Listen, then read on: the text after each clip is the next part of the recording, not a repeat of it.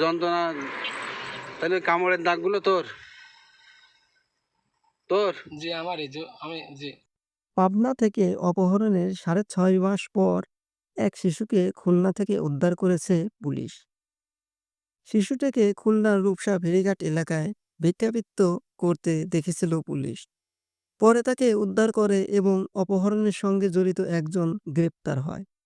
Police জানায়, পাবনা সদর উপজেলার চকছানিয়া এলাকায় আমিনুল ইসলামের ৬ বছর বয়সী ছেলেকে গত বছরের ১২ই অক্টোবর অপহরণ করা হয়। সন্তানের খোঁজ না পেয়ে ৭ই অক্টোবর পাবনা সদর থানায় জিডি করেন শিশুটির মা।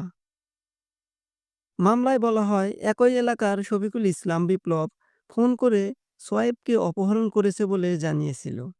জিডির পর ফোন নম্বর ট্র্যাক করে পুলিশ তার অবস্থা শনাক্তর চেষ্টা করে। অবশেষে ঘটনার ৬ মাস পর গত ১৯ এপ্রিল খুলনার রূপসা ফেরিঘাট এলাকা থেকে শিশুটিকে উদ্ধার করা হয়। অভিযুক্ত রফিকুল ইসলাম বিপ্লবকেও আটক করা হয়। এরপর জানা যায় শিশুটির উপর নির্যাতনের তথ্য। ওসি আব্দুল সালাম জানায়, তারা শিশুটি এবং আটক বিপ্লবের সঙ্গে কথা বলে জানতে পেরেছে যে অপহরণের পর শিশুটিকে নির্যাতন করে প্রতিবন্ধী বানিয়ে তাকে ভিক্ষা করানো হতো।